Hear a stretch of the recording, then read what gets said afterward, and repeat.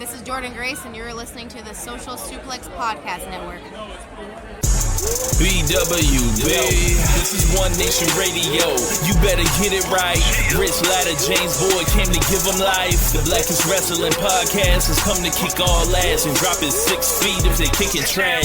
Word, let me welcome y'all to something different. And if you dig it, man, you should let some friends listen. We be getting it in, this on the regular dude. Ravish and flow, but this shit rude. See, James don't rap, so I had to break it down. The whole network, man, we coming for the crown. Raps in the columns, I keep them both covered. Making the beats too, so the listeners can bump it. Hit us with the rating, yeah, I'm saying it's a 5. Before you hit it, talk, bob your head side to side. It's One Nation Radio, and this is the beginning. It's Rich, and I'm here with James. It's time to listen to One Nation. We got to unleash the power of the pyramid. This is Mike Sempervive from WrestlingObserver.com. Check me out on Wrestling Observer Live every day. And also check out your boys, Rich and James, on One Nation Radio. Hi, this is Kenny Omega. We're listening to One Nation Radio. Check it out, guys. These guys know what's up. Big Kenny Omega fans, that's all it counts to me. Goodbye and good night. Hey. Welcome to the August 18th edition of One Nation Radio. I am your host, Rich Latta, of course, here with my co-host, James Boyd. James, what's going on, man? Not too much. Are you going to tell your story, or can I tell my story? Which way do you want to go? I think mine might be funnier. I think you should go first. I mean, yeah, mine's like, I don't really have too much of a story, but I did have a question for you before we get into all the wrestling stuff. But yeah, what's your question, Rich? What are you going to ask me? Okay, so I'm going to ask, have you tried this Popeyes chicken sandwich yet? Oh my God! Why would you ask me this? This is just a question, sir. This is 2. And 2, why do I feel like you already know the answer is yes? So you have had it. I have actually. So what are the reviews, sir? I have not yet had it, and it is my quest this week to acquire one. It's great. It makes talking in a less as a person that pretends to have some type of distinguished palate. It makes very good use of the pickle. It really goes together with the sandwich. It's almost as if they do something special with the tenders, because the tenders are very they're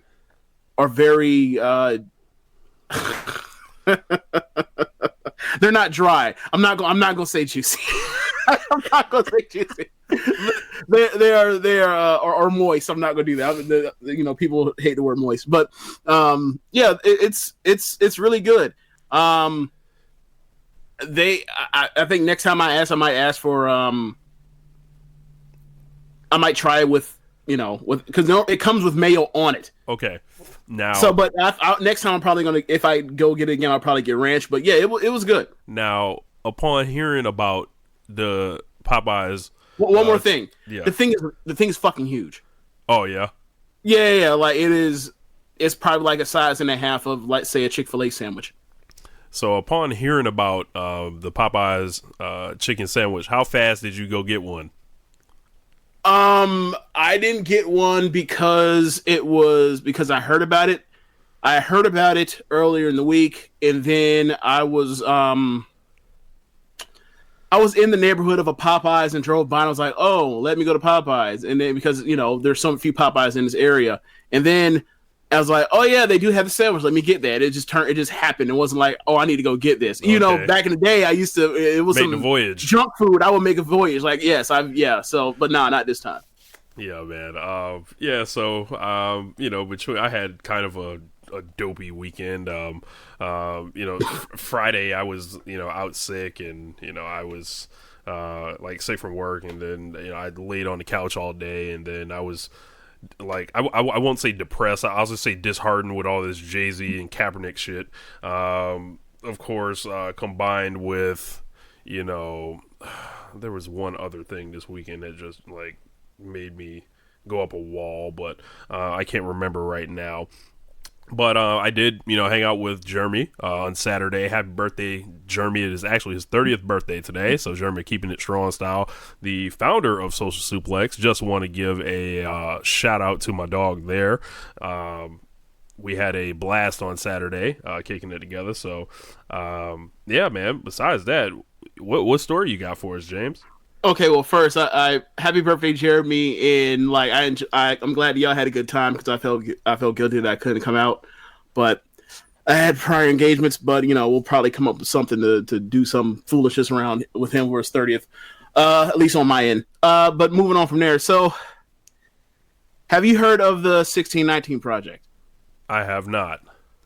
The 1619 Project is this piece put together from the New York Times in collaboration with a bunch of different writers, mostly headed up by Nicole Hannah-Jones. Nicole Hannah-Jones or you might know the name, but mostly, she came to my life in 2015 for her work on talking about school segregation. Anyways, they came up with this piece, basically history almost piece in different articles from different people talking about, kind of like giving you a history of from the first time the first slave ships, and I know this is a bummer, but whatever. The first slave ships landed on what would become America to the end of slavery and kind of today. Her piece is more or less talking about like, black people are some of the most patriotic people in this country. I think I did hear something about this, but I did not read it. Yeah, you sent it to me, but I didn't get a chance to read it yet. Yeah, more or less like, her piece is like, starts off with her dad. Her dad, flew in the military. He used to always fly a flag. When she was young, she didn't get it. Now that she understand like the amount that black people have put up with and fought for in this country, for people's for their liberties, and also there's a blueprint from their fights. There's also been a blueprint for other people's fights, whether LGBTQ or what have you. Black people's fights have kind of been the roadmap, right, to get their liberty. So, right. So that's her piece, and there's other pieces like talking about, we've talked about this before, like how housing, redlining, blah blah blah. Anyway. So we open up with chicken talk and slavery talk. We are on brand today. Yeah. So but anyway, so it's a New York Times magazine, which means it's in the Sunday New York Times newspaper. So I went to Barnes & Noble trying to find it, couldn't find it. They don't sell newspapers. Go figure. So person actually directed me to Publix. Go to Publix. Grab the magazine. The thing is the biggest freaking newspaper I've ever seen. Yeah, the Sunday New York Times. Don't they sell that shit for like $12 or some shit? It's $6. Okay. Yeah. So anyway, so I'm in the line, and it's this 16-year-old or some high school age kid, and I handed the paper, and I guess he's not used to people, getting them in the checkout aisle as opposed to just getting it at the front desk at customer service. So he says, "This is a huge newspaper." I was like, "Yeah," and it's $6 too. And his eyes bug out almost, and I was like, "Yeah, this is the biggest newspaper I've ever seen." He goes on and he says, I was like, yeah, the reason why it's so big is because it has magazines, and actually I'm buying this because it has a magazine in it. And he says, "What's the magazine about?" It's a white kid. So I don't want to bump him out and be it's about slavery. I don't want to do that. Like, right? I don't want to do that. So I'm like, I say it's about American history because it is, right? Yeah. So then he goes, "Oh, I'm an AP history. I'm an AP history, American history class." I was like, man. And I was like, I don't know why. I don't know if it's because of knowing that how poorly slavery in the history of civil rights in just general, like the lack of black people in American history are in public school, the telling of that, and also women. But I deadpan. I said, "Good for you." I said it like such an asshole, and then I realized I said like an asshole because I kind of recognize like the way his face washed over his face once I said that. I was like, "Yeah, man, keep it good, keep it hard work. You're an AP man, get you some college credit." And then I told him, I forgot the dismount on that. But I say, yeah, I enjoy history too, and I walked off, and I was like, I just walk away and get away from it. But I was like, it's American history. I didn't want to get into it with this dude when I'm on my way out of there. Boy. Yeah, it's funny. Unbelievable. So 10 minutes of chicken and slavery talk for One Nation Radio. Congratulations. I guess that's it for the week. We out of here, so we'll holler at y'all. No, I'm just kidding. So, kind of a light week this week. We did get a couple questions in from Suplex Group, but there's a couple big topics actually to go through, along with some subsequent things. So I guess we might as well start with the NXT USA rumors. By now, everyone pretty much should know what it's about. The rumors are that NXT, instead of going to FS1, they will be going to USA. No one knows the date really yet, but the theory is that it would be out a couple weeks before AEW gets started on TV. We will get to AEW in a minute. But NXT on the USA Network, so when I heard this news, I was just like, oh my God. We've been talking about NXT for a couple months on the show, about pretty much the soul of what NXT is and what it is not, and how it's going to look. I think it completely takes a turn it will never be the same again. I'll say that.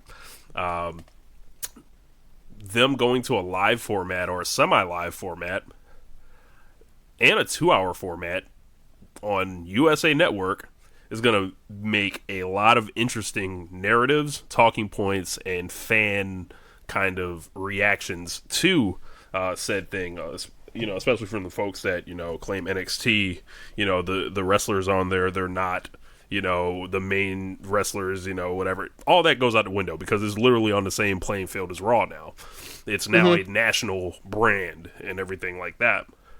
So I'm gonna throw it to you, James. Like, when you heard about this whole thing, what did you think about this? I have my thoughts on it. I'll just save them, for later. I think my first thought was more, wow, Vince is actually going to get his hands in NXT, and that means that NXT is going to look a whole lot different than what it looks like currently. And chances are it's for the worse. Given the run, if you look at NXT's 5-year run, NXT has been a more consistent, more put together product than the main roster has. Because that's just flat out is. They have bigger production value, but that's still 5 hours. Well, I'm sorry, 5 hours of television versus the 1 hour, and the 1 hour is just quality control, right? Who knows where Triple H would have put this car? It would have still been in the rotor, in a ditch, if he had to work on 5 hours television every single week. So, just that alone makes it an issue. A year ago, I thought to myself, not a year ago, probably like 6 to 9 months ago, I thought to myself at that time, NXT has so much talent that they could, in fact, move to 2 hours and everything would be copacetic. The problem is now they have far less talent than they did before. That's back when they had Aleister Black, and they also had British Strong Style and Ricochet. And Ricochet as well, and we had those people there to help supplement the roster. They had an embarrassment of riches now with NXT UK taking form,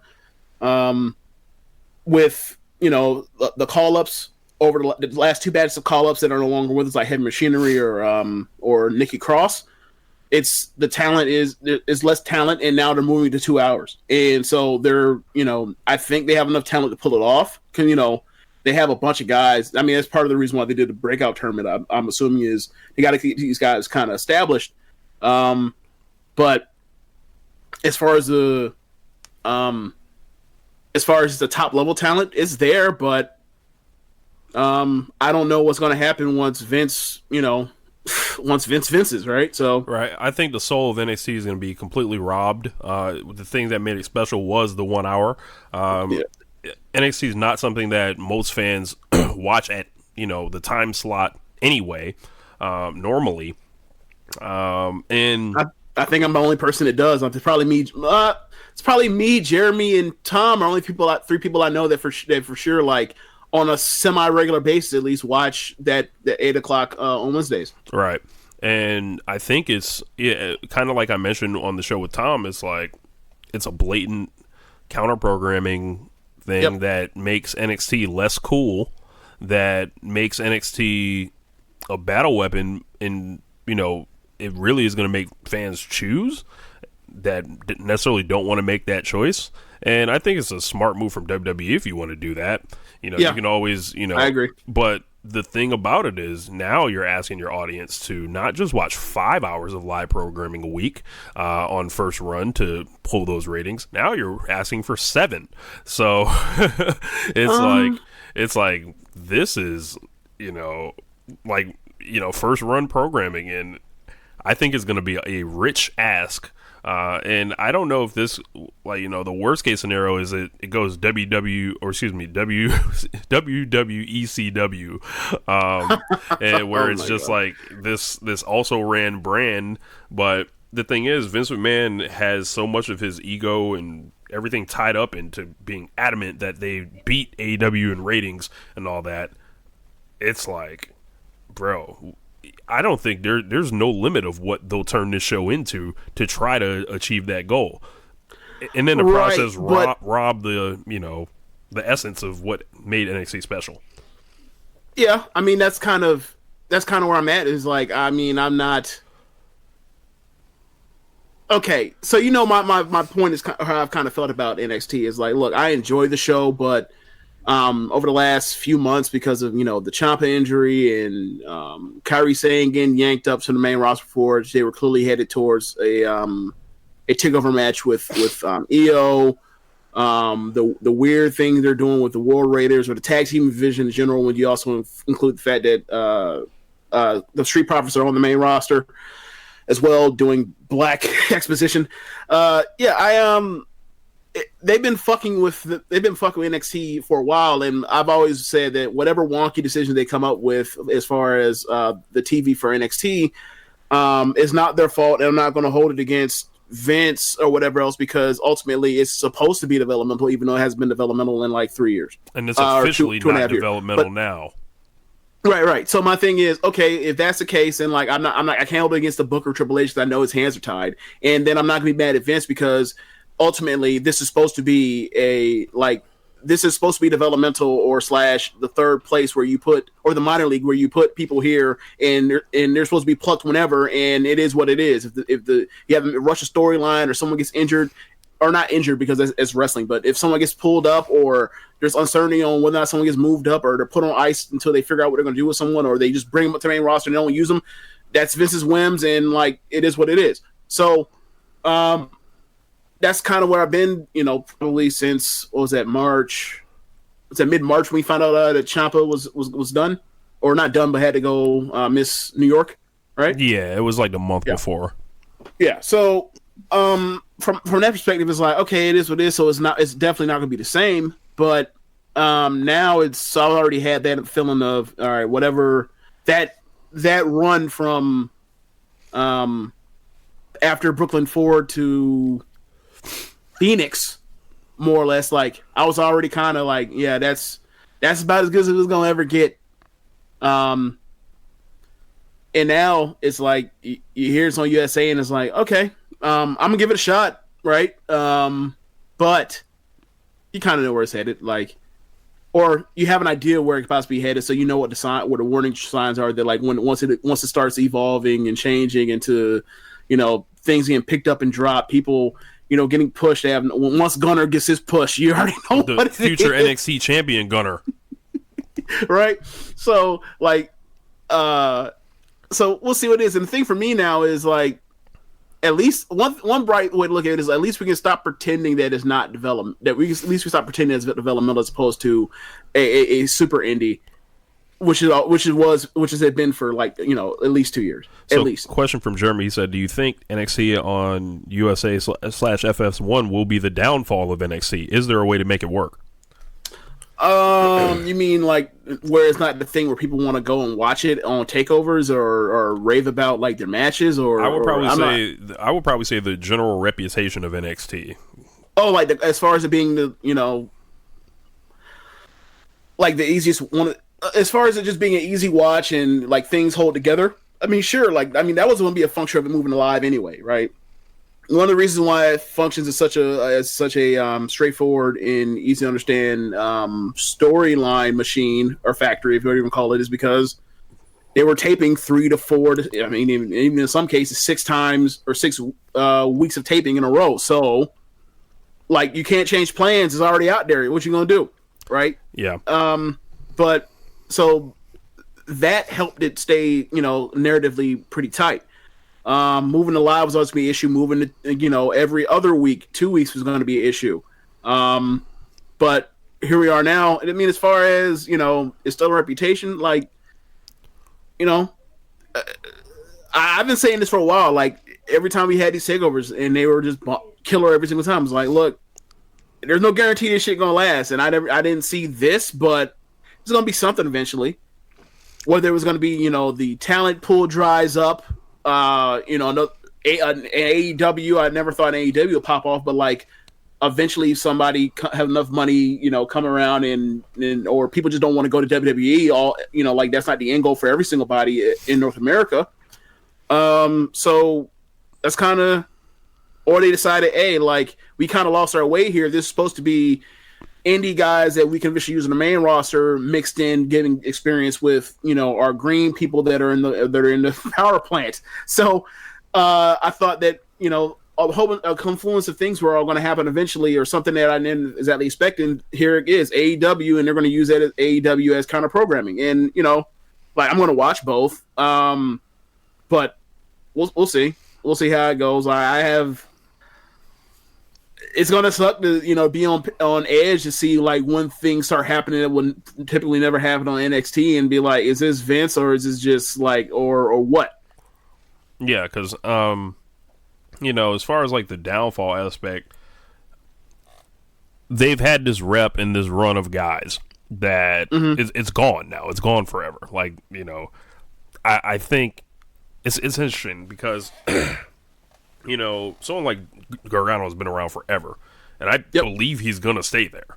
And it's like, I mean, at this point, if they're gonna move it to TV, there's no you now have a place for him to go, as opposed to feeling like this dude is the best wrestler in North America based on output. It makes no sense that he's here, right? Like, it now makes sense to where, like, if we go back in time, if this was 2 years ago or whatever else, like maybe we don't need to move Nakamura or Asuka or I mean McIntyre needs to go. McIntyre is a WWE is a main roster type person, right? Like he can cut the promos, he can wrestle the style that Vince wants, plus he can wrestle a hybrid of the style that more fit in line, even though now he's more fitting into what they want to do in the main roster again. Fitting about smaller guys, whatever else. Like, you do this 2-3 years ago, like we would have had a room for all these people or whatever to stay here, and this would have been they would have been perfectly right where they're at. Now, we have the excuse to save that kind of quote unquote save Johnny Gargano's career. When we thought, like last year, we thought around this time, he's going to get called up soon, and what the hell are they going to do with Johnny Gargano? And honestly, kind of wish that Ricochet kind of got spared of this. Came up before Ricochet got moved up, because we're doing Ricochet nothing. Like they did nothing with him. They put him in a tag team. They dissolved the tag team with no conflict, no resolution. Made him a solo guy. He struggled, lost to a fucking guy because he had a mustache for 1 week. Got the win back. Fights Cesaro for a few weeks, in good matches. Then ends up in this wins the U.S. belt out of nowhere. Then they take it off of him, and they've been beating him like a drum ever since. And it was funny because right before he won, or right when he won the U.S. title, it was the apologists that were saying, you guys have been bitching, saying they haven't done nothing with Ricochet. Well, look, yes, he's the mid-card champion. All right, well, now that we have more time now, where are we now? Is he He lost at SummerSlam. He lost in a horrible match at SummerSlam also. Like, he's not like we'll see what he does at King of the Ring. Like this is this. I don't want to say this is his last shot. But he still has credibility with the crowd as this is an awesome guy to watch wrestle. He still has juice left. Like his legs aren't completely cut off, but it's getting close. Sand's coming out of that glass. Yeah. As far as like making it work, Jeremy, I mean, I assume that they build around their stars. Like, if it's a 2-hour show, they're gonna have to.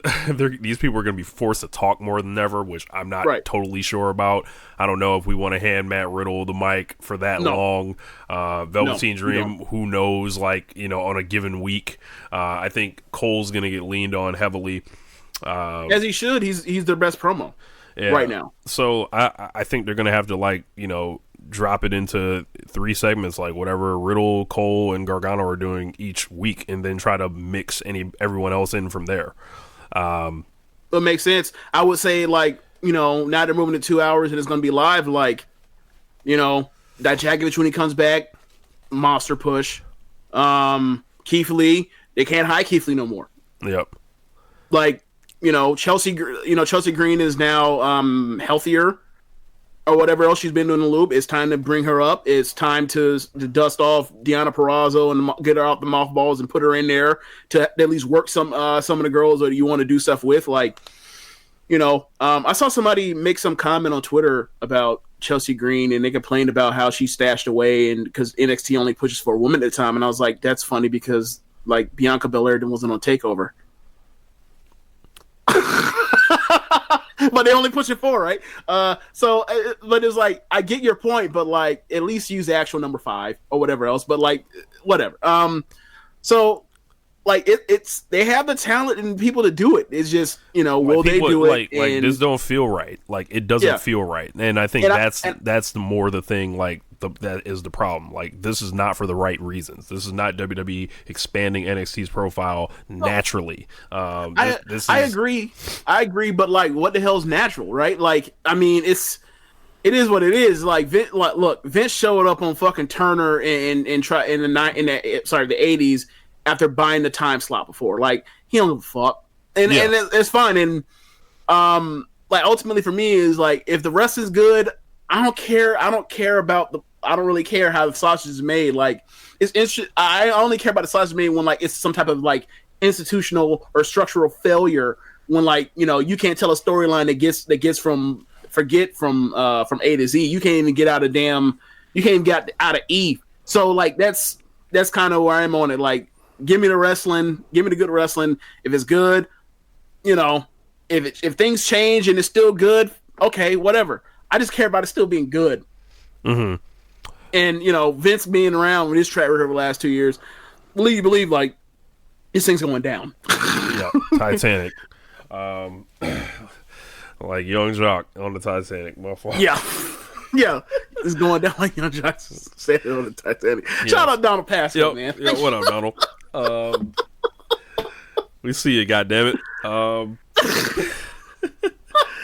Well, yeah, man. I think it's a real interesting move, and I think it's gonna do nothing but fire up AEW fans. I think it's gonna fire up AEW in general. We've seen Nick Jackson tweeting "Bring it on." Jericho sent something out about it, and it comes on the heels of AEW's selling out their Boston and Philly, which is their second and third show, and on the heels of their first show in Washington, D.C. in the big arena, selling out pretty much immediately within the first hour. Completely unprecedented in North American wrestling history, I might add.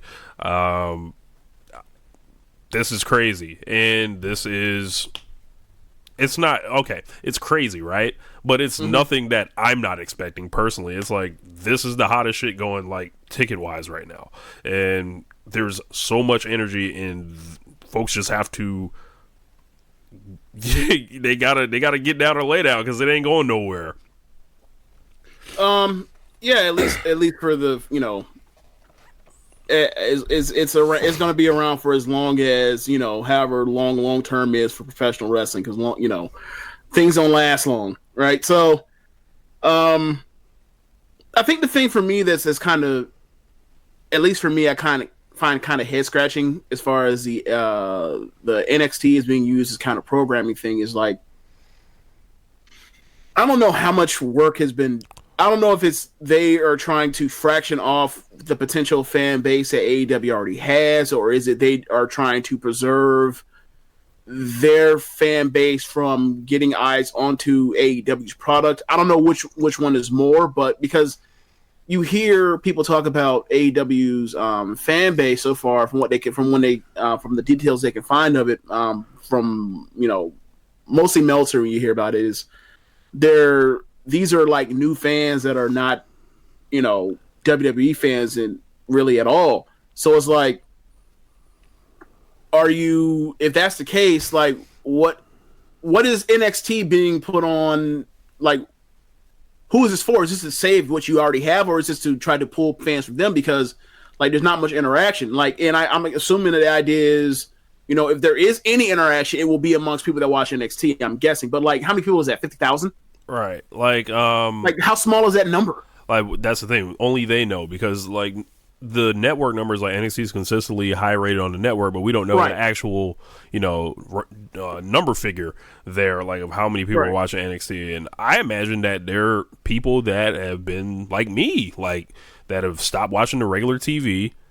I watch the pay-per-views, like because it's something to do with my friends, but if like I didn't know y'all and I was a wrestling fan, I would have like been stopped watching Raw and SmackDown and just like let it go. And then everywhere else in the world I would have been following, I would have naturally fallen into liking these dudes and this promotion. So I imagine that there's lots of people like that, and the numbers are showing it, which is like nuts. Right.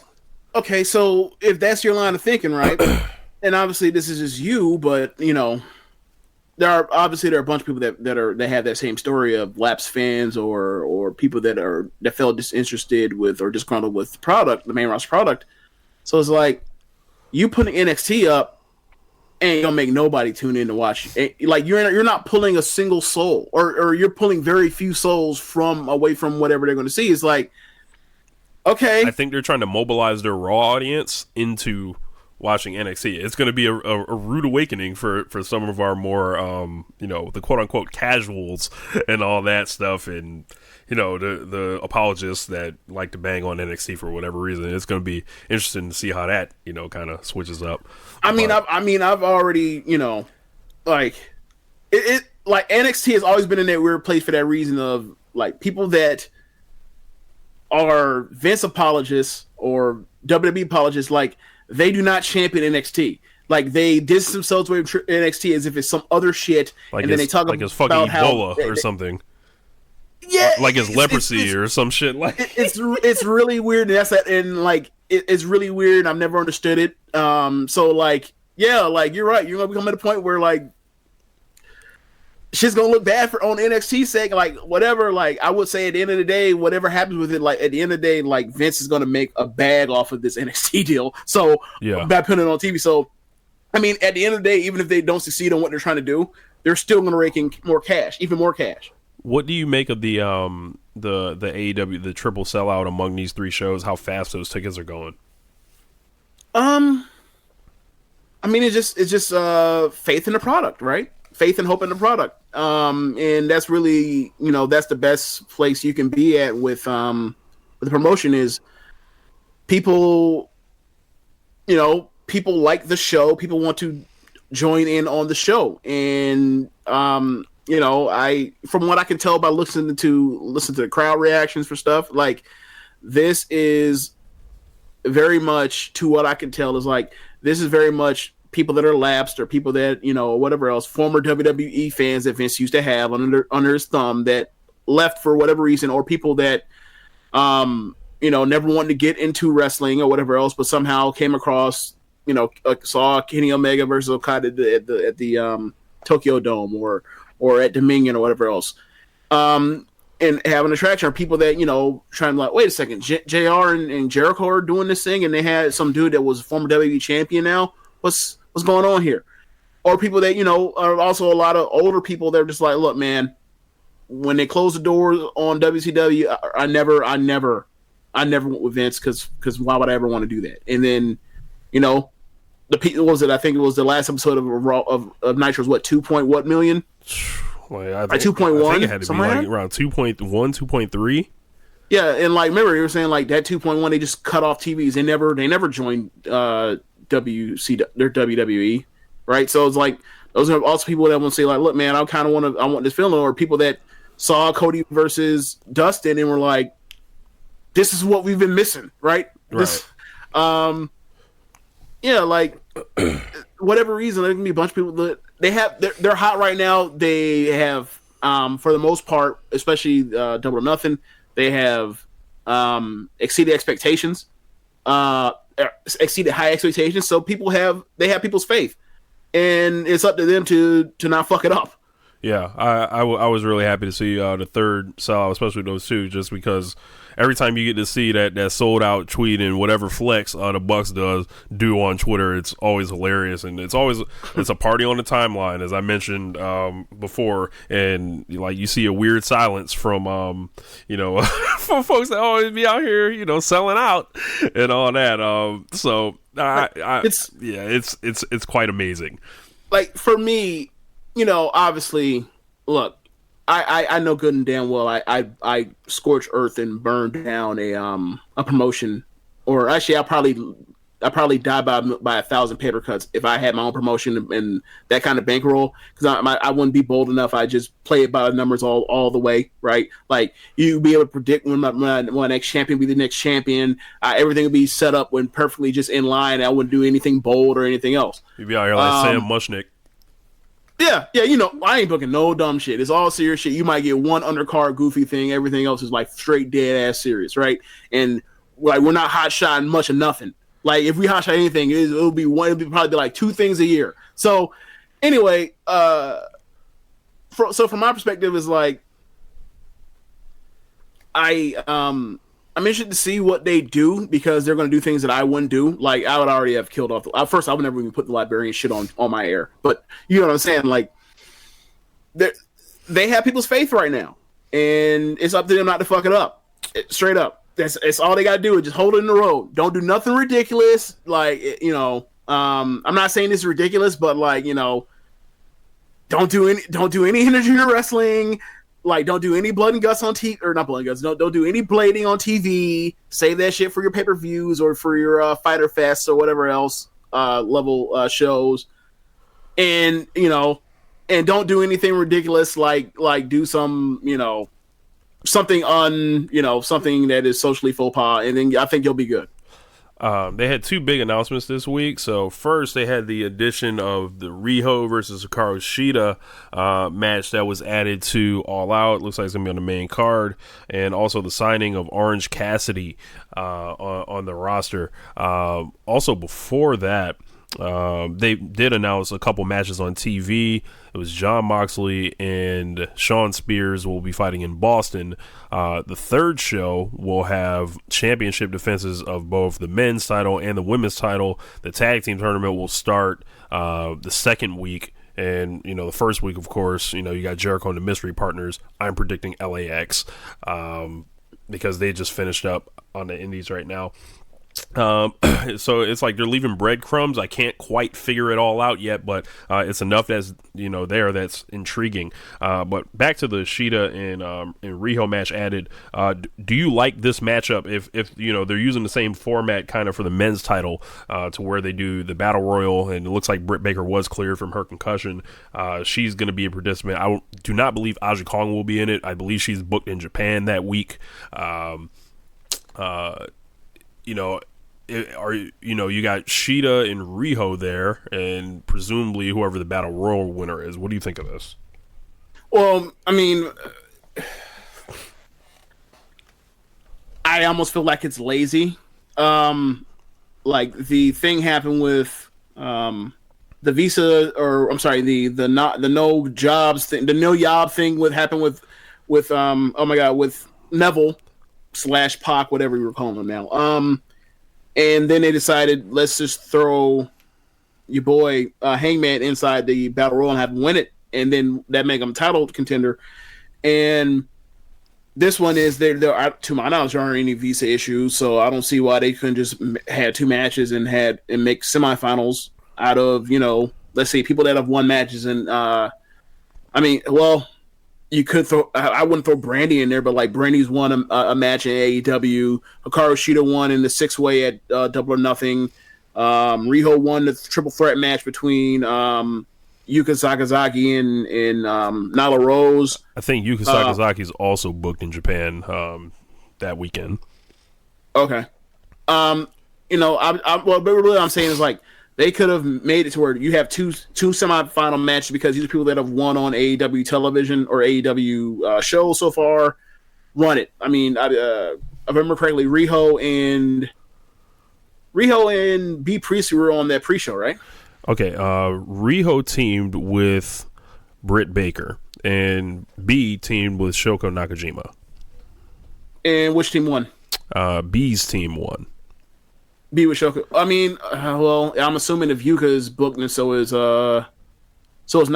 So, maybe just be a scheduling issue where they can't make it work that way. Maybe they're caught up in that thing. Who knows? But me personally, I would have had 2 semifinals. Like I would have done Asia Kong. Well, Asia Kong's booked as you said, but if Asia Kong wasn't booked, I'd just do Kong versus Kong, and then that's a semifinal. So I think they're probably going to go with B or Britt winning the Battle Royal, and they'll probably take on Shida. So if I were them, I don't know. Where is Kylie Ray, by the way? Nobody knows. Is something wrong? I thought it was some type of injury. I'm not sure. She did delete her Twitter account, so that's never a good sign. They have not came out with any official press release or anything regarding her. Literally nobody's heard from her. So there were a couple loose lines in the observers over the last couple weeks, like undisclosed injury, but I don't. That could be anything. So well, I mean, I'm thinking of people that are potential AEW Women's Champions. Hikaru Shida jumps out, Britt Baker, Kylie, but I don't know. I probably would have had Britt Baker. Well, Britt Baker won the one Double or Nothing match, so that 4-way. So, I mean, she's good. I just would have. I probably would have. I don't know. I probably wouldn't have made her the first champion. I probably would have had her be someone to chase, but who knows? They might just have her pegged as a heel. I mean, she's kind of worked heel, kind of. She's really more been of a. I mean, I haven't watched her the Road to. What has she been on Road 2s yet? She hasn't, because she just got clear from concussions like within the past couple days and tweeted about it. So they've kind of kept her out of there. Okay. Well, at least from Double or Nothing perspective, she kind of felt like a tweener.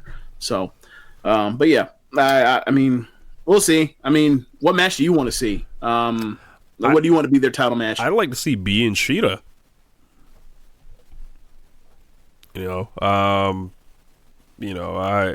a fan of B, and I only saw so much of Shida in that in the 6-woman tag, and if she has a really good showing against Riho, you could go Riho too, either one of them. So against B, so.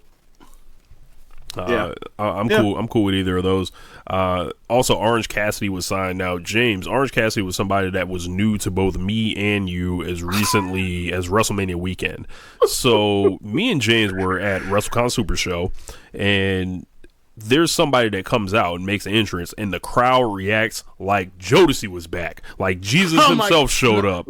That particular crowd would not have been reacting as if Jodeci just showed up. That. Bro, it was nuts. You gotta come with another band. Come with another group, musical act. All right. Gotta come with another one. The Backstreet Boys. How about that? Sure. That's far more appropriate. Okay. Sure, far more appropriate. In sync. Like Nirvana just showed back up. So, oh my god. Out the grave. But fucking bro, like insane reaction. And we're like, who the fuck is this? And it's like Orange Cassidy. And I'm like, okay, I've heard the name. I heard he was going to wrestle Brian Alvarez, and whatever, but I'd never seen a dude wrestle. I didn't know what he looked like. I see the gimmick. I'm completely mystified. I'm like, what? What is this? I'm like, I see it. and I started laughing, and I'm like, how hasn't anyone ever thought of this? One. And two, how the fuck, like, where was this happening?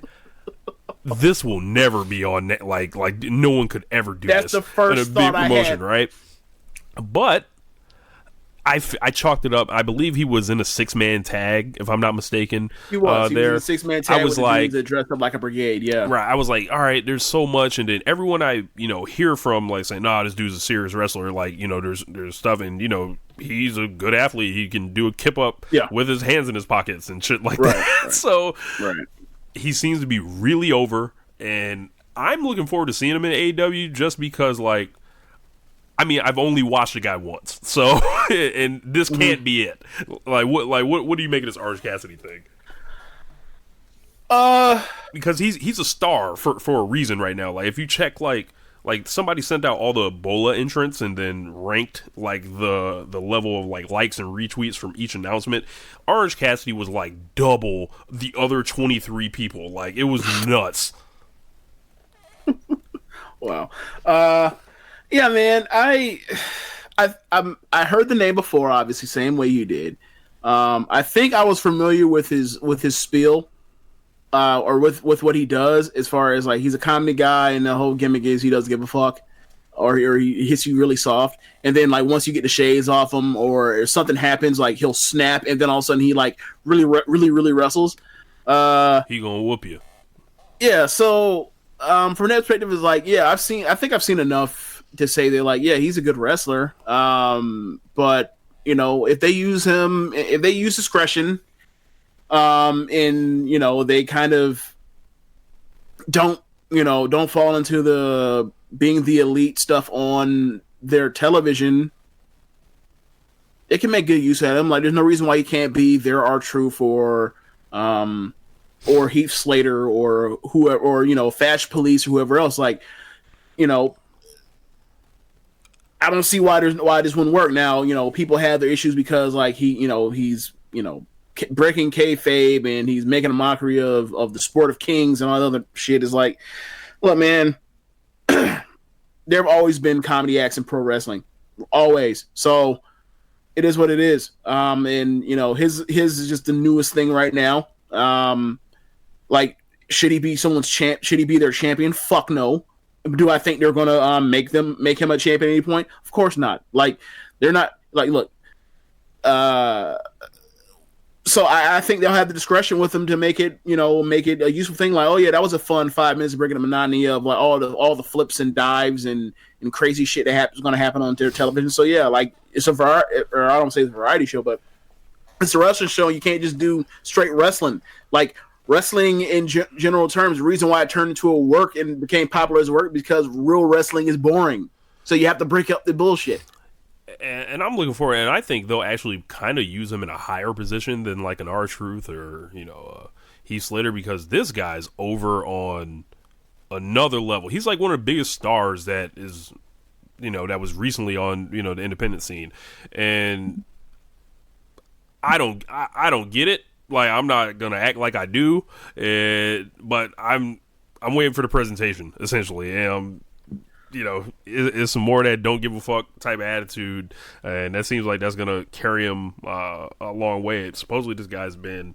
I read up on him a little bit. Like, he was wrestling for years and years and years, like everyone else on the indies, and it never really, broke out or whatever. And then when he started this thing, like, you heard the story before, like, he started doing something different, and then the shit got popped off.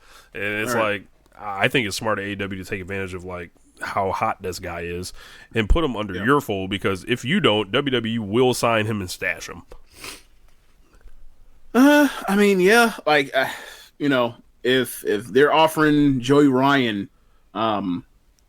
there's no depth WWE will not sink to take some off the market.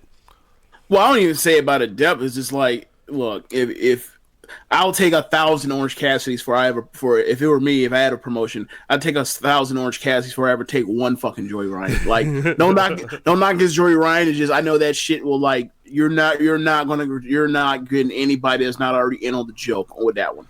Like, or like if that people that are into the Joey Ryan thing, they're not flipping channels and stopping upon your television. They're just not. Like those people are not paying. Those people are cordless. They have cut the cord. Yeah. Like that is too that's too far gone. So Caleb says he said with NXT going to USA, how long until little AEW has to close up shop? Until they close up shop? Yeah, I guess he's trying to be funny. I'll just say this. I'll say one day after Impact. Does he?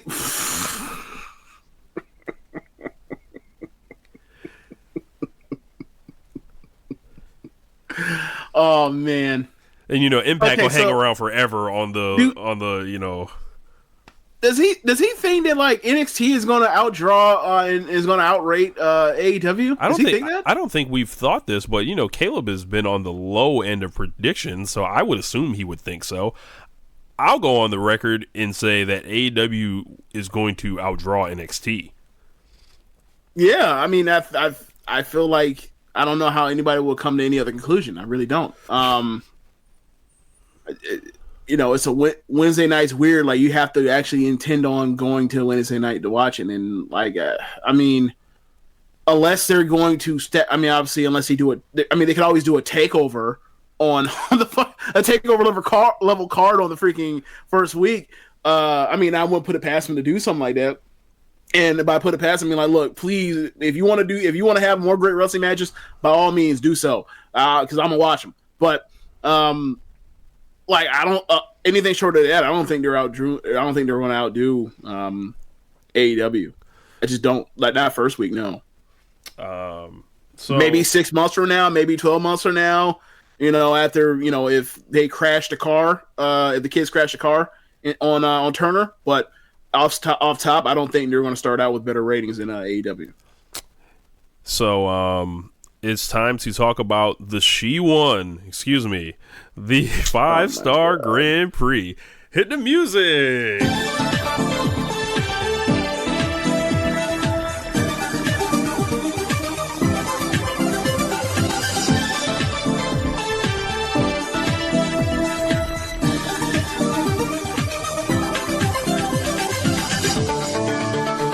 We are Stardom. No, I'm just playing. So this is your preview for the 5-star Grand Prix. If you guys are not familiar with it, James, can you tell the people what the 5-star Grand Prix is? Yeah. For those that follow New Japan or have any, some idea, it's a round robin tournament of wrestling. It's split into 2 blocks, and the block leaders or block winners end up facing each other for a match. And whoever wins the match gets a title shot. And it's not just for the top title, the red title. It's for the red title or for the white title, whichever one you decide. Last year's winner, Mayu Iwatani, she won it, and she actually went for the white belt. She lost in the next Korakuen show to Momo during Momo's great title run. So in previous years, it's not like G1 where G1 typically has 20 people every year, at least since I've been watching, but in 2015. The first year Stardom was 2011. They had their first 5-star in 2012. And over the years, they've added more and more participants as they've grown more popular. The scoring system is the same. You win, you get 2 points. You lose, you get not shit. You get sent to the back with a young boy and ice pack. Or if you draw, you get 1 point. I'm not sure on the on what the rule is for double countouts or whatever else. I don't know if they just get no points or whatever else. I'm not sure. This year they have 18 people, and I mean, as far as previous for individual people, do you want to do that real quick, or what do you want to do?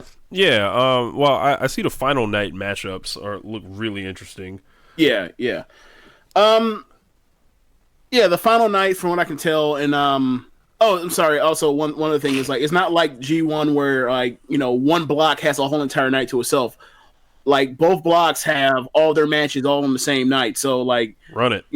Yeah. So pretty much you get 8 matches between this year anyway, because there's 9 people and every week someone has a bye between each block. But you basically get 8 matches of just high quality wrestling for 15 minute time limit, and so far has been awesome. I've seen 3 of the matches that have been put up so far. But as far as the preview side of it, I mean, the blocks are split up between the blocks are named after or Red Star and Blue Star. There's no A and B. So the Red Stars is it's Mayu Iwatani, it's Momo Watanabe, Hazuki. I'm trying to think. Saki Kushima, Tam, of course. Is Saki the rookie? The one that just graduated? No, that is Saya Kimatani. Okay. Saki, you haven't seen yet because Saki is a low mid-carder prelim for adult. That's probably why you haven't seen her yet. I'm sure you haven't seen Natsu Sumura yet either. And when you do, you're probably going to give me a bunch of blues about like having to watch her shit because she is basically their Yano. She is an Odeo Tai. She is basically 26-year-old hot Yano. Gotcha. Yeah. Anyway, like last year, I actually saw her match in the G1 the 5-star against Mayu. The whole match is she cheats, she pulls Mayu in the ref with Hazuki because it's Odeo Tai, and you have people cornering them at times. She pulls her out of the ringside area, away from the audience, out of the building, and like 2 blocks down the street with the cameraman following her, leaves Mayu on the road. Literally out on the street. Lays her out on the street. Yes. And then runs back in. Her and Hazuki lock off all the exits and try to get a count out victory. What the fuck? So they locked her out of every single entrance except for where they came, except for the fucking entrance, like where the wrestler entrance. So all of a sudden she's like, there's counting. She's counting. All of a sudden she's like, why did the ref stop counting? What's going on? She turns around. Mayu. She goes, oh hey Mayu. Mayu goes, hi. Drop kicks the shit out of her. Damn. And Mayu quickly is but like, yeah, that's kind of shenanigans she gets into. So can't wait. But yeah, she's in that block. But anyway, the real people that have a shot at winning this thing, right now, you look at it based off of the last night and also reputation, you immediately think of Hana Kimura, Hazuki. Nice hairstyle, Hana. Sorry? It's a wonderful hairstyle, Hana. You really want to go there? You really want to talk about that? Hey, man, that's up to you. I'm skipping past it. You sent it to me, so I mean, I sent it to you because you're a fan of Hana Kimura's, just like a lot of people that follow Stardom. They're just trying to figure out what the fuck's going on, and you need to go talk to her. She knows a little bit of English, so she you might be able to be like, hey man, you need to stop this shit, cut it out. So I don't have to hold the phone up with the Japanese characters like the Google Translate. I'll put it like this: she speaks better English than I'll ever learn in Japanese. I'll put it like that. I can spend my whole life in Tokyo, and I'll never be able to understand Japanese the way she speaks English. I'll put it like that. Yeah. All right. So, anyway, from there you have Hana Kimura, Hazuki, Mayu, and Momo. Those are the 4 real heavy hitters in the Red Stars block. So, if I'm not mistaken, last night of the blocks, or the block final, if you want to call it, Momo fights Mayu and Hana fights Suzuki. I think it's going to be a situation where those last 2 matches matter at some point. Outside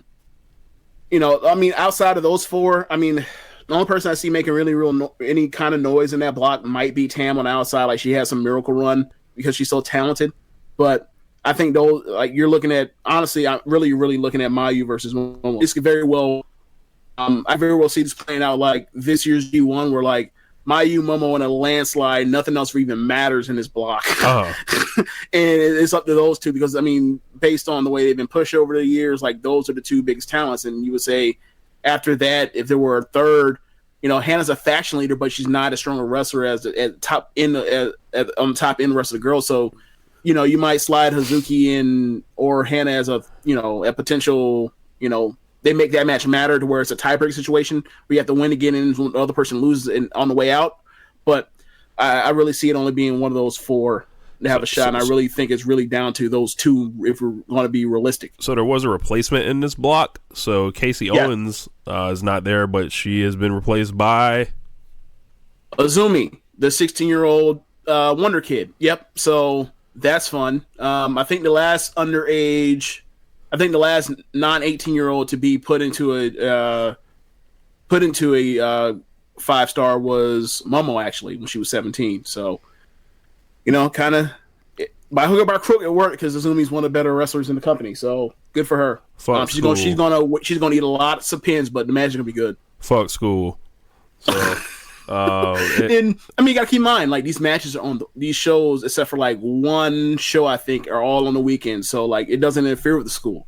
Look, if they were to get rid of Natsumire and put in a Starlight Kid, we might really be onto something. Yeah, I was gonna ask about her, but so it looks like there's someone else named Avery that's on there. So it looks like she's probably just gonna be getting beat. So maybe she's Australian, so she might have she might be part of that scene. I just haven't seen her though, but gotcha.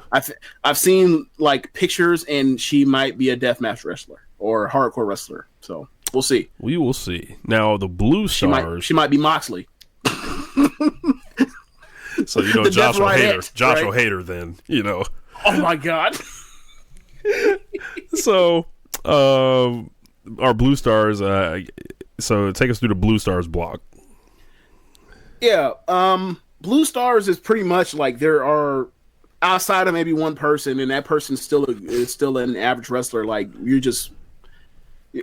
I feel like this is just top to bottom, far more depth. Like, they can go 1 to 8, and people that I want to watch wrestle any match on Stardom World. So. You have Kagetsu, one of the best wrestlers in the world, regardless of gender. You have Jungle Kiona, who is who's also one of the best wrestlers in the world, regardless of gender. That's crazy. Konami, who pretty much at this point is just like, I feel like she's one of the more underrated wrestlers in the world. Utami, who is just kind of in a weird place right now. So Utami is. Yeah, I think she is. Like, she had all the belts.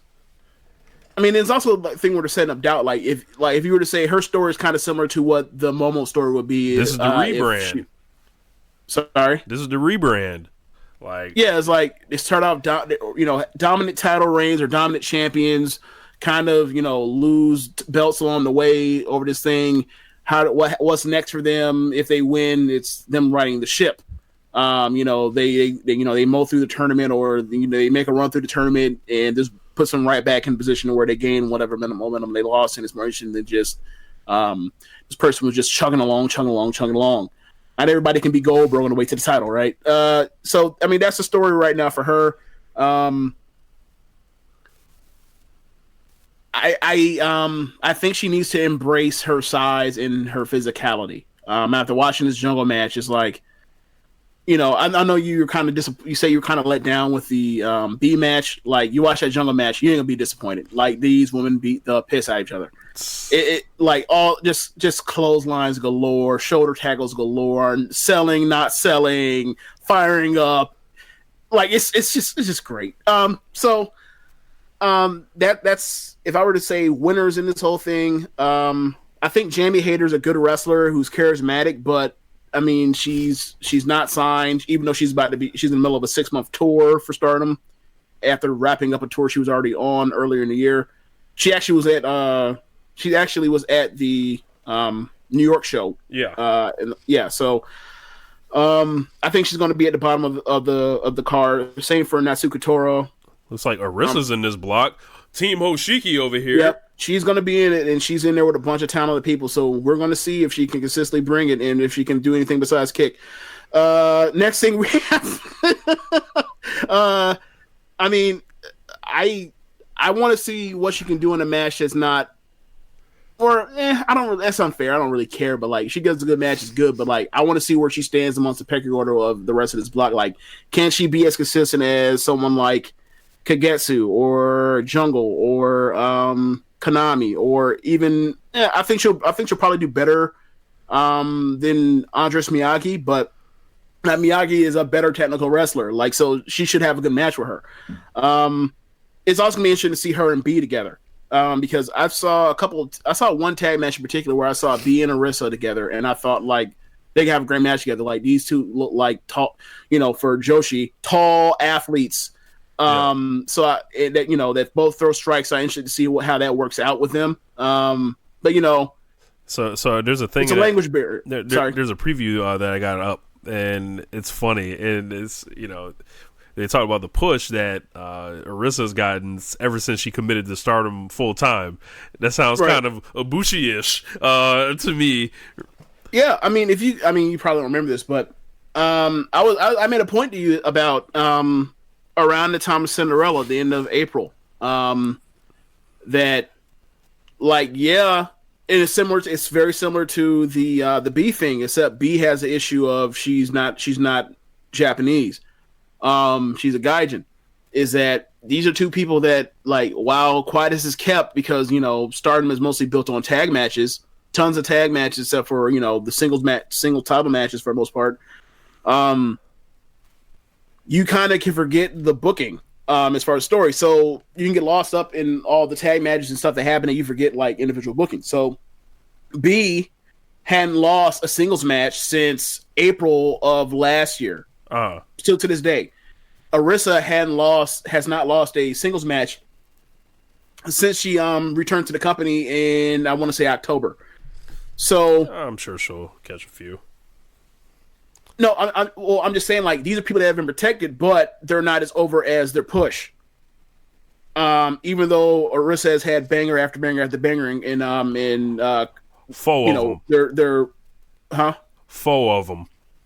Yeah, she's had three. The jungle matches. I'm sorry. The moment match she won the belt, that was like the third best match on that card, but it was still a good match. But she's had four and a half or better level matches, or three in a row. So, but she's now starting. I feel like, at least from crowd reaction and from streamers or whatever else is watching, like she seems like she's about where she should be, or where they want her to be. So I'm not really, I think it's starting to pay off now. And honestly, like, putting her in the tournament probably at the wrong time, because at this point, like, she's been beating like these people that have credibility with the crowd, and now you have to beat her or have her do draws. Right now, I probably would have come up with something to keep her out of this damn thing. But yeah, so at the top of the card, or the end of the last night for the blocks, if I remember correctly, it is Arisa versus Kagetsu. Kagetsu lost out of getting to the final last year because Hana Kimura came back from Mexico after, because she was part-timing at the time, starting, but she came back after being in Mexico for a while and double-crossed Kagetsu in her last match. So that allowed Tam Nakano to win, and Utami, the rookie, got to the final. That explains how the rookie made it all the way to the final. Right. So, I think it's a good opportunity for, you're going to see Arisa versus Kagetsu. So I imagine that match will be fantastic, but I could really see that match being the match that would be the quote unquote main event if this is a normal, if this was like a G1 type of situation. That last night with them is like all kind of stacked. Like the last night is also Jungle versus Konami, and that might be like, that's gonna be that'd be the best match on that whole entire card. I think they'll both be out of it by then, but I think they'll be the best match on the card. I think also like trying to think who else. Andres Miyagi versus B is also on that card. I think B, she's your champion, so she has to be in contention to last night. And then no, I'm sorry. It is Jamie, Hayter, and B in the last night. So, but that's going to have implications because B is going to be, or almost has to be until last night and involved, still alive in the block. And then Utami versus Andres Miyagi. That'll be interesting because like those are two people, or at least Andres Miyagi. Like I felt like if she had, I feel like when I watch her, if she had a singles title match she would have a banger, but I'm not sure yet because like she's super strong and she wrestles very smartly. So and she does like, you know, swantons and stuff like that. So like I can see it, but like I haven't seen it, but I see the potential there for her to do that. And also like she used to wrestle in Sendai, and like I'm pretty sure if you were out here getting trained by Mako Satomura, you can wrestle a damn high level singles match. Just kind of think that. You know, she's crazy because she does all the demon stuff. So, and she's over. So what would be the final that you would be like, you know, kind of most on deck with? I mean, any combination, honestly, of any combination that involves Momo or Mayu in the final makes sense. Obviously, you got to figure out a way to get the champion out of there, right? Or get the champions out of there. So once you eliminate champions on the blue block, I mean, that's Kagetsu makes all the sense in the world. I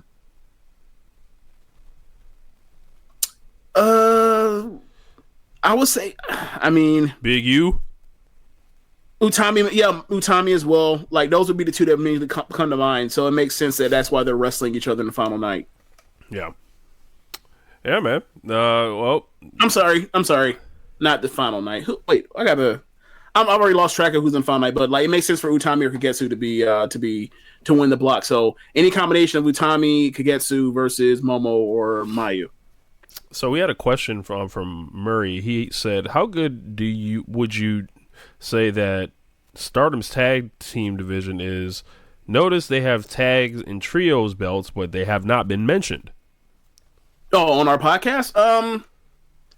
We kind of only mention them in passing. Like their tag matches are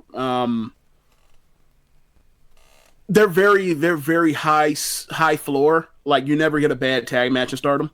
They do too much stuff, honestly, to where it ever happen. My thing is with their tag matches in general, multi-person tag matches, is that the first third of their matches do not matter because depending on if it's Odeo Tai in it or Hana Kimura's in it, like they're immediately starting off by jumping somebody or whatever, or during, you know, wrestler entrances or whatever else, and then they're immediately brawling out amongst the fans, and my eyes just glaze over and like, all right, let me know when y'all get back in the ring. All right, so for me, so you know, once you get if that's not your thing, it might be your thing. I just don't care. I just want to watch y'all wrestle. I don't need to see brawling. Like y'all are like the brawling's cool and everything, but y'all are not John Moxley brawling in the street. This is not the same level. And then also because it's multiple people and there's only, you know, there's a hard cam and, you know, at best 2 other people on camera, like you have no sense of where people are at certain points, and then like who's the legal man to start off the match, and really all it comes down to, or whatever, it's too in the weeds. But yeah, I enjoyed their matches. Like I want to say they didn't have a tag match at the last Korakuen because Jungle was a tag champion, and she actually was challenging for the white belt at the time. But I want to say it was not Osaka. It was Nagoya. Nagoya, the last time they were in Jungle's hometown, her and Konami won the tag belts from Mayu and Momo. I'm sorry, from Utami and Momo, and that was one of the better matches of the year. That's also where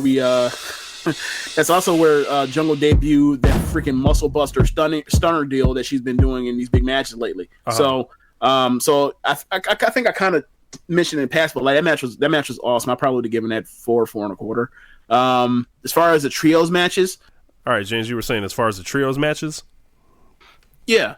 As far as the trios matches, like because there's 3 factions or 4 factions. It's faction warfare first and foremost when all this stuff is Stardom. You more or less get, 2 high level people, and a pin eater, for your trio team, and then they're out as always. Oh, they pin the weak link of the bunch. So the matches are typically always good. Right now they kind of been like hot potatoing it. Like for example, I want to say that Stars with Mayu and Saki and Tam, they were the trios tag team for a good long while. Probably since, I want to say earlier in the year, they were the trios champions. And then, this is at the time where Mayu was still dealing with knee issues. And like, that's another thing when she was doing the world of the Women of Honor title matches and all that stuff. Like, she was out there still recovering from a torn MCL. And wrestling Kelly Klein.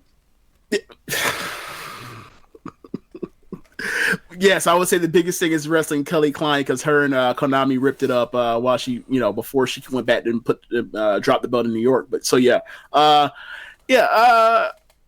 so they were the trio champions for a while, and then I guess it kind of jumpstarted the push of the new faction of TCS with amongst the big three in TCS of Jungle and Hana and Konami.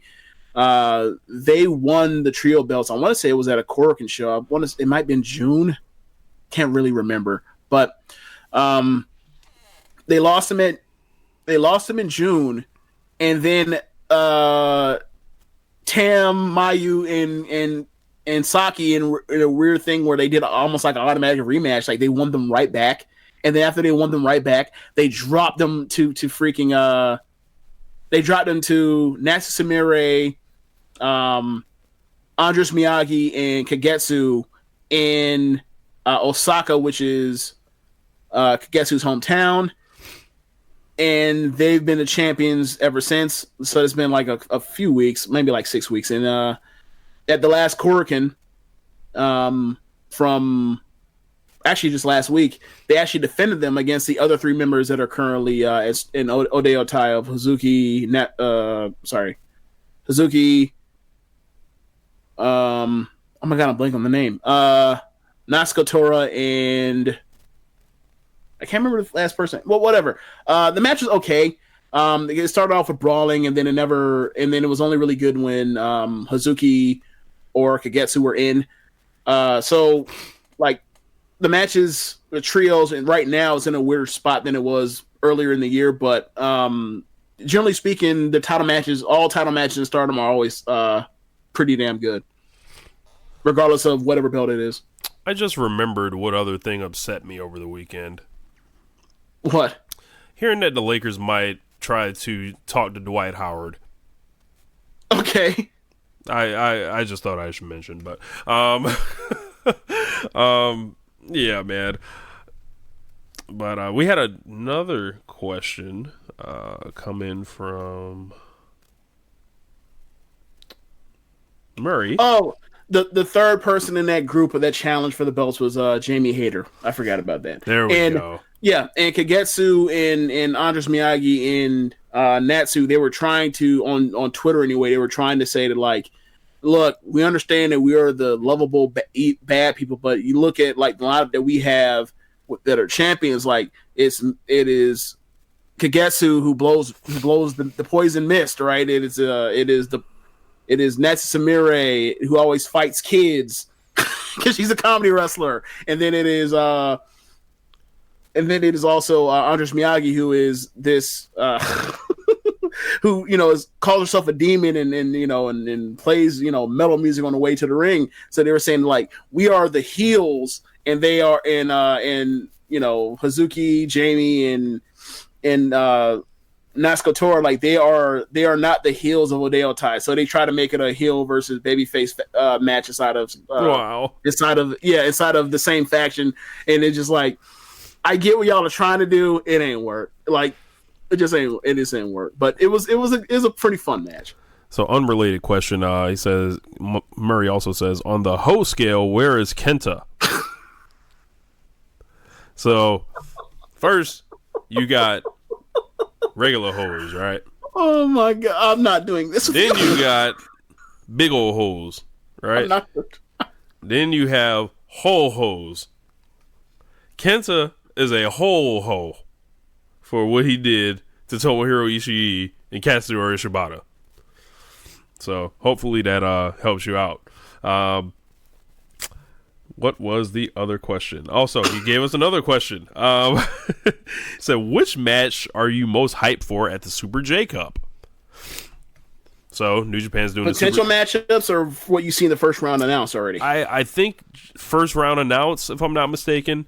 Okay. I have the bracket here, so I can go through it real quick. So I mean, the only one that immediately popped into mind because I was Amazing Red in a possible last match against Ospreay. Like that immediately comes to mind. Yeah.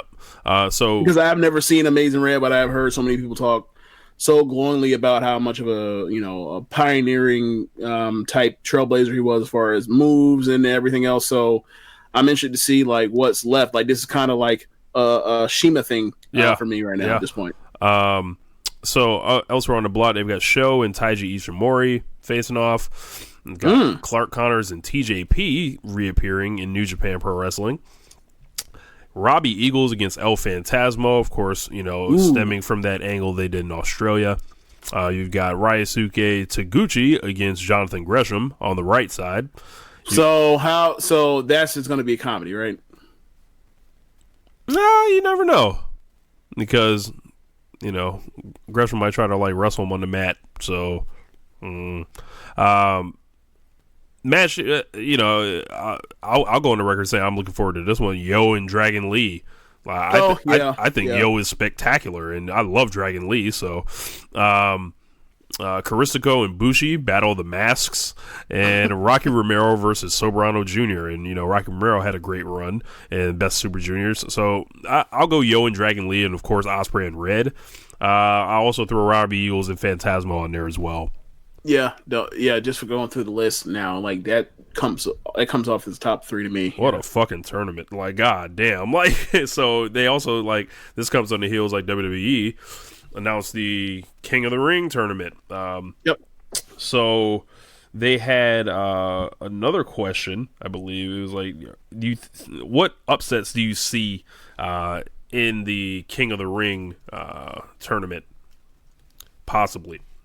I'm pulling the brackets up now so we can. I'm pulling it up right now to speak. And Fat Dad just muted my mic. So I mean, the one that immediately comes to mind for me would be. I mean, I don't know if it's an upset I think it's a cup upset as far as the way people. I think there's a good chance that that Elias is going to beat Kevin Owens via shenanigans, right? That's always at play, right? I guess, yeah. It's Elias out there. Elias has been doing his whole thing with Shane. So why wouldn't Shane come out there and try to fuck him, right? You can do that. I think the most chalk bracket you can do is the one I was thinking up. So there's Cesaro and Samoa Joe. You put over Samoa Joe because they never let Cesaro prosper. You have Ricochet beat Drew McIntyre in the first round. Alexander over Zayn. Corbin over Miz. Moving on from there, Ricochet would go over Joe. Corbin would go over Alexander. Ricochet would then go over Corbin and go to the finals for Raw.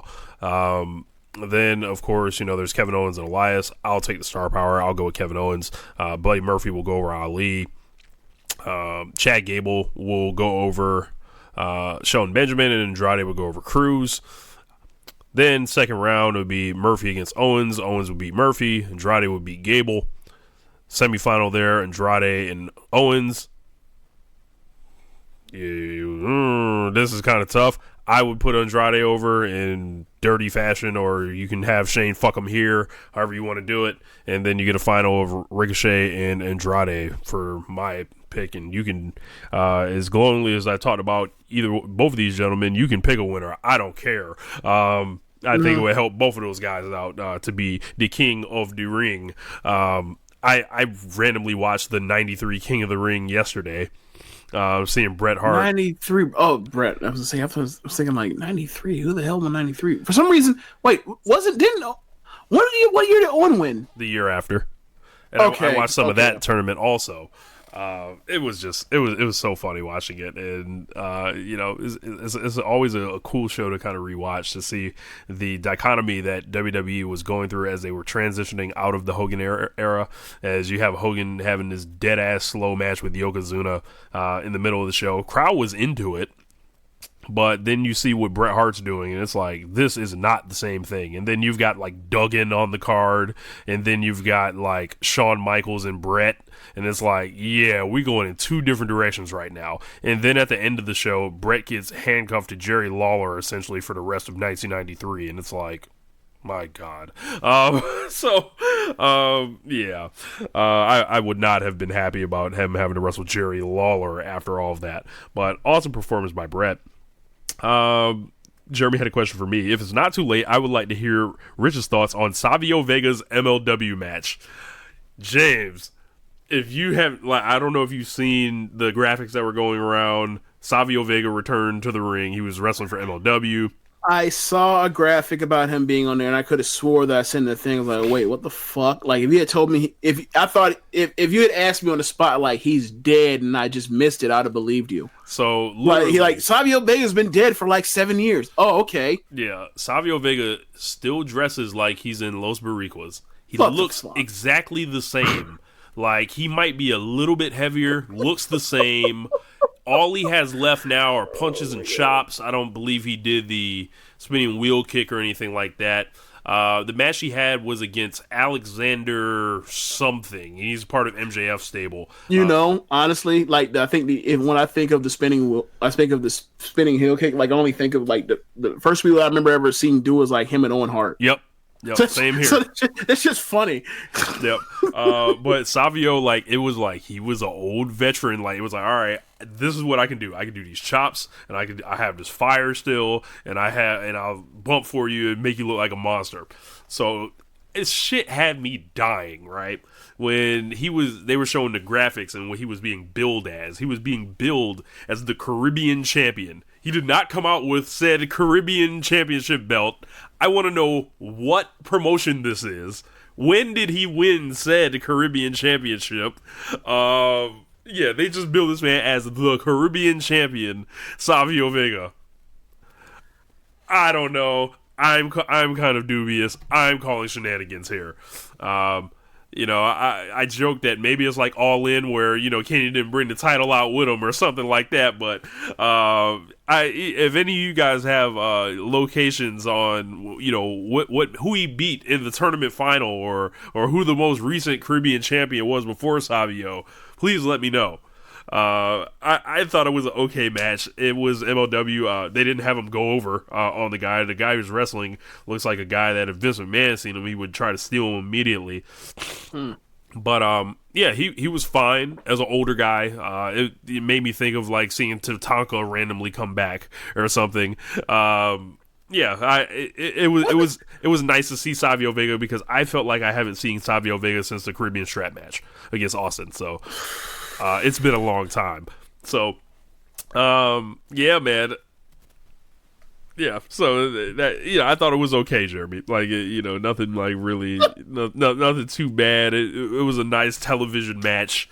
Nothing. I think you can watch it when you don't want to be overloaded or anything. You can pop that on MLW. So MLW, awesome presentation. I watched the whole MLW show actually, and it was Conan in a storyline with Selena De La Renta. They were actually they have this thing going on where Conan actually, like, there was some type of shit that went wrong, and he ended up with her cell phone, and he's using the cell phone to essentially blackmail her for all the fuck shit she's been doing in the promotion. And it's like, wow, that's kind of a unique thing that, like, we don't see cell phones and stuff used more in wrestling. I was like, that's kind of unique. And of course Conan cut his Conan promo on her, and she was pissed, and I think she's an awesome performer. And yeah, I dig MLW every time I watch it. I drop in here and there, but yeah, I guess besides that though, yeah, I think that's it. Yeah, James, was there anything else you wanted to jump into before we get the fuck up out of here? No. Yeah, so we just did our preview, or I did the preview for the 5-Star Grand Prix, and I just thought about it because I think we had to do cuts or whatever else because different things happen with technical stuff. But last I checked, like from the opening night, only the last three matches from the blocks were put up yet. But the last 3 matches were all varying degrees of good to great. So Rich, whenever you get a chance, check out the last 3 shows or last 3 matches. Like Jungle versus Utami was just great, just great. The Konami versus Getsu, they had another outstanding match, and then Momo versus Suzuki, they had a good match. I thought if they were given more time, or if this was a white belt match, they would have had a better match. But it was still a good match. I still would have given it 3.5 or better. So yeah, I guess check those out in the meantime until they put the rest of these up. And I wonder how fast they're going to put these things up, or the order I'm going to watch these things in, because me, I prefer to watch.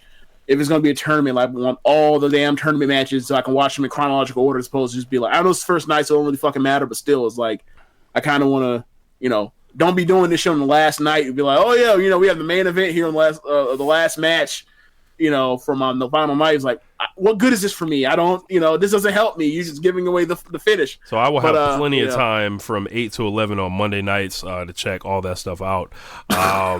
Man. And it looks like those tickets went on sale for the 20th anniversary, quote unquote. Of course, it never lines up because they held this shit off to do it then. But the SmackDown, the first Fox show, it went on sale Friday. They did not sell out. What's going on, James? They didn't sell out immediately. With all the legends and everything that they just did 2 months ago. It's Madison Square Garden, right? No, this is Staples Center. Oh, wow. Wait, so when are the Madison Square Garden shows? Are that September? That's in September. Okay. Those are not sold out either, by the way. Oof. Man. I mean, that's a risk you run. You dilute your product by having too much of it out on the street, so people aren't, in love with it the way that they should be. And I mean, you're making all this money, but it's going to come at a cost by overextending yourself to this extent. They're now, as you said, they're about to be out here with 7 hours of weekly television, and it's going to be hard for anyone to fall in love with you out here doing 7 hours of television weekly. I think they're going to have some bit of relief by the fact that they're not doing back-to-back days with Tuesday SmackDown at Monday, but it's just too much wrestling out there for you to really be following. And I think the idea is, we get you hooked on this WWE wrestling, but if you fuck around and you watch something else outside WWE, I feel like it's all too easy for you not to fall, to kind of be or fall out of love with WWE in the way that we used to. Can you imagine? Think about how much we were into Raw or especially Raw, but Raw during the Daniel Bryan run. Can you imagine if New Japan World was around in 2-3 years earlier? Do you think we would how do you think we would have quit WWE earlier? Or do you think it would have been a situation where once they did gender, or it would have been a wrap for us? I think once they did gender, for sure it would have been a wrap. Okay. I think it would have been WrestleMania 33 would have been what the fuck has happened here? And then from there, that whole post period, so yeah, that would have killed it. Yeah. So, they got to do what they got to do, but go ahead and sell them tickets, Vince. So, yeah. Good. Best of luck. God bless them. Yeah. So, anyway, that's going to wrap up One Nation Radio. You guys know where to find all the shows here on the network. Shouts out to everybody on the network and everything like that. Shouts out to Jeremy once again. Happy 30th birthday. And thank you for everything as far as, what you've done, in our personal friendship, and also everything, you put into the Social Suplex Podcast Network and the website itself. And glad to have you around, man. Glad to call you my friend. So we getting up out of here. Peace. Later. Happy birthday, Jeremy.